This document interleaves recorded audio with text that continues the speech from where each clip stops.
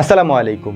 এই মুহূর্তে স্ক্রিনে আপনি যে ভিডিওগুলি দেখতে পাচ্ছেন, এই ভিডিওগুলি এআই দিয়ে তৈরি করা, অর্থাৎ আর্টিফিশিয়াল ইন্টেলিজেন্স দিয়ে তৈরি করা এই ভিডিওগুলি। নবী করিম সাল্লাল্লাহু আলাইহি ওয়াসাল্লামের ভবিষ্যৎবাণী অনুযায়ী দাজ্জাল পৃথিবীতে আসার পরে মানুষের ঈমান কতটা দুর্বল হয়ে যাবে তার একটি বাস্তব উদাহরণ হলো এই এআই বা আর্টিফিশিয়াল ইন্টেলিজেন্স। এই যে ভিডিওগুলি আপনি দেখতে পাচ্ছেন বা ছবিগুলি আপনি দেখতে পাচ্ছেন, এই ভিডিও এবং ছবিগুলি সম্পূর্ণটাই এআই দিয়ে জেনারেট করা, অর্থাৎ এআই দিয়ে তৈরি করা। এই সব ছবিগুলি সাধারণ মুসলমানের কাছে যখন পৌঁছায় তখন তারা অবাক হয়ে এই ছবিগুলির নিচে সুবহানাল্লাহ, আলহামদুলিল্লাহ এগুলি লিখতে থাকে। এই ছবিগুলি বা ভিডিওগুলির উপরে যদি কোনো ইসলামিক টাইটেল দিয়ে দেওয়া হয় তাহলে সেটা আরও বহুগুণে বেড়ে যায় সুবহানাল্লাহ, আলহামদুলিল্লাহ বলার প্রবণতা।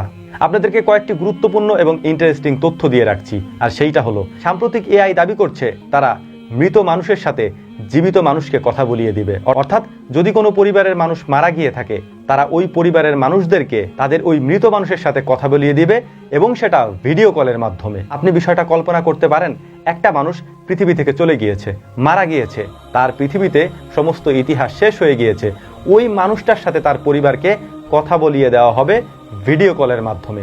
আপনার কাছে বিষয়টা হয়তো অবাক লাগতে পারে, তবে আমাদের কাছে বিষয়টা মোটেও অবাক করার মতো না, কারণ এআই অর্থাৎ আর্টিফিশিয়াল ইন্টেলিজেন্স দিয়ে এই বিষয়গুলি করা একেবারেই সহজ একটা কাজ।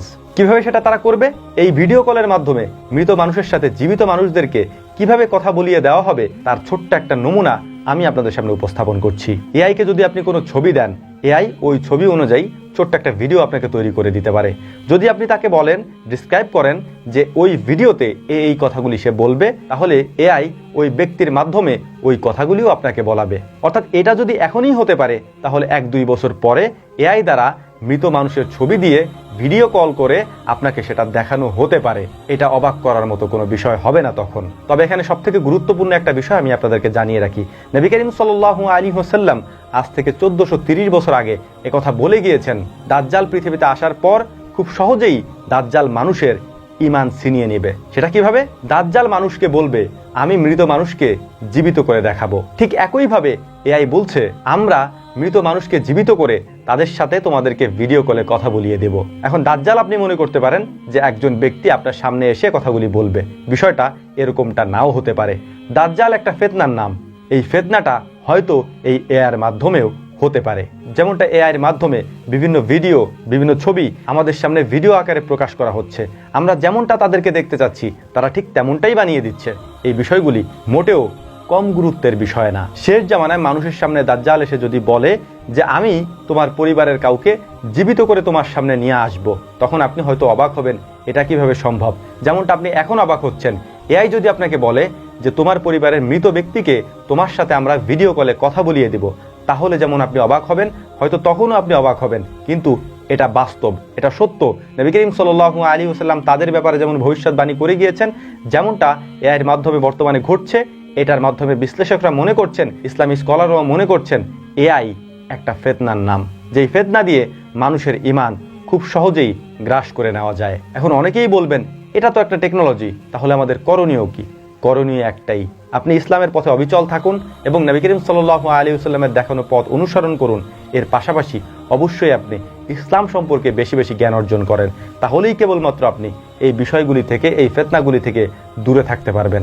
আশা করি আমার কথাগুলি বুঝতে পেরেছেন। যদি বুঝতে পারেন তাহলে অবশ্যই আপনার জন্য ভালো হবে, আপনার পরিবারের জন্য ভালো হবে, ইনশাআল্লাহ আপনার ঈমান মজবুত থাকবে।